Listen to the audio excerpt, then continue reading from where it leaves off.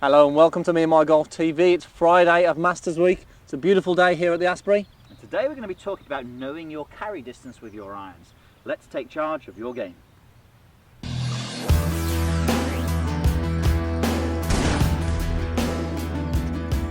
Okay, the Masters is underway. It is Friday. Pierce, we've got a great day here today. Beautiful, isn't it? Beautiful day. We're here on the 18th at the Asprey. We're actually moved down to the ladies' tee for a slightly different hole today, Pierce. We're normally playing this from 200 yards off the back. Yeah, indeed, yeah. So we've got 100 yards. It looks a good hole. Looks a great hole. So this fits in perfectly with what we're talking about today, which is know your carry distance. Now, with Augusta, knowing your distance or knowing your carry distance is pretty important, Pierce, on all the holes, but especially on the par threes, more so on the back nine, really. And this fits in well with a lot of amateurs because a lot of amateurs don't actually necessarily know their carry distance. They know their total distance roughly, but they don't know their carry distance. But it's pretty important on those holes on the back nine. Yeah, definitely. I mean, you know, the whole course, Andy, as you said, is, you know, they have to hit to a number. They don't always go. They're not even always going for the flags. Obviously, we know something like 16. If they can pitch it in the middle left portion of the green on the back edge on Sunday, it is going to spin and then roll all the way down to the flag. If they get that, and that can actually go in the hole, as we've seen. If they get that 5 yards short of that, they've got a 30-foot putt. Yeah. So 5 yards can actually make a difference of 30 foot when it comes down, or even 40 foot on the actual putt that they've got. So those guys, they are absolutely keyed in to getting the distances correct. Luke Donald, should I say? He practices two distances. He makes sure that when he's in at 7-iron, he knows exactly how far it's going. Yeah. Now, unfortunately, we see guys when we play with clients, and I think an ego comes into it a little bit as well. They'll get on a hole and maybe they've hit a pitching wedge 150 before, but probably it was downwind, downhill, hard fairway, and it ran onto the green. Now on par threes, generally, this is where I think this video is really good for you guys watching, par threes generally are the most protected holes on the golf course, so they have got bunkers or water in front, so it's important you know exactly how far you carry it. So yeah, sorry, going back to the clients on the golf course, they hit a shot into a green and you go, right, they're 20 yards short. And you ask them what they've hit and they go, and you're thinking there's no way that they can get there with that club. So there is a little bit of an ego thing in there, and I think, you know, we talk about it all the time as well, Andy, that people sometimes don't allow for their mishits. Yeah. It sounds weird having to almost allow for a bad shot, but, you know, you're not going to hit it out the middle of the golf club every time. For a fact. We're not all Rory McIlroy.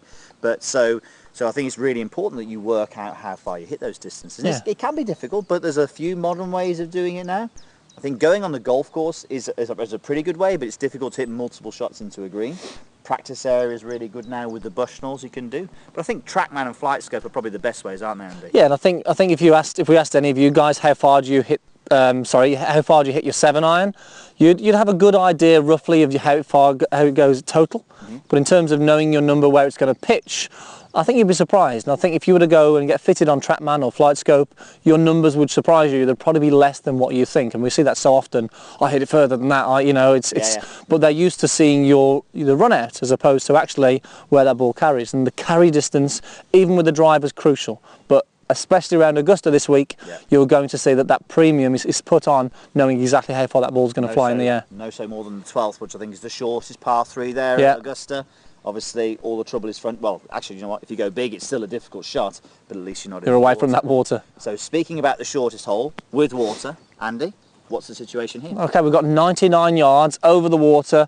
Not too tough a pin today, but 99 yards usually for me. I could actually get there with a sand wedge, but I'd have to hit it. I'd have to be jumping out my skin to get there. Yeah. So for me, I'm going to hit my 52 degree today. It's going to give me a comfortable swing. I'm going to, even if I pitch it slightly past the flag, it's going to spin because I've still got plenty of loft. Yeah. Whereas if I was to use my sand wedge and hit it hard, it would probably be spinning back away from the flag as well. Good point. So actually the flag's 99, but you'd probably have to hit about 105, maybe even 108 to allow for the spin. Exactly. Hitting it full with a very lofted golf club.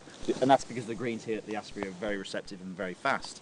I'm still thinking he could spin it back into the water and make the carry. Right, so I quite fancy this here. So 52 is going to be a pretty comfortable one for me. This is. You are quite used to playing off the ladies' tees, aren't you? Yes, it's pretty comfortable doing this. So here we go. So straight at the flag, that one is. GoPro there, that could go in. Oh, it's actually come up about 3 or 4 yards short there, but again, didn't have to hit that hard. I was comfortable. And again, the majority of amateur guys, we say that I can get there with my 8-iron, I can get there with that, and they're really having to sort of go at it there, and that's when obviously some of the things can go wrong as well. Let's give it another one. I think that's the only way that, you know, round Augusta, that may well have been a long way away because it was slightly under his Mandy. That was a little bit harder. A little bit more effort into that one. Yeah, there we go. Yeah, so that's probably gone. Probably on about 3/4. Yeah, not far off there. Two good ones. I've got birdie chances there.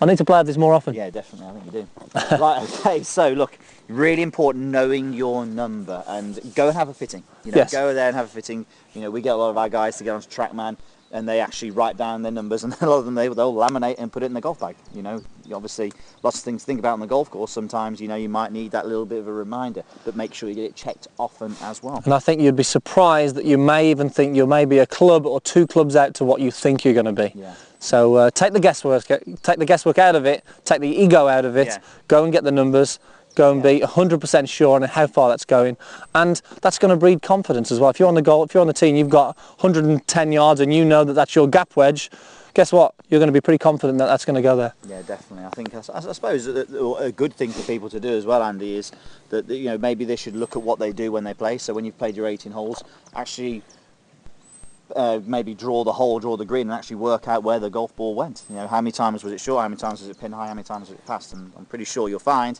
it was short a lot of the time. Yes, definitely.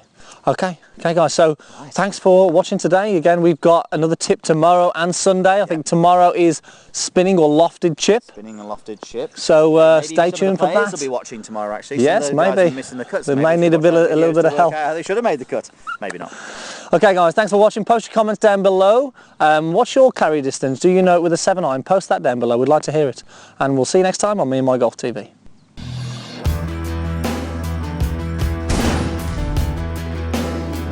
If you put speed into a de-lofted position, it's probably going to go a bit further than you want to. And also, we need loft. Okay, so contact speed and loft equals spin. Now, if you put the handle forward, you're only going to get one of those, which is contact. Yeah.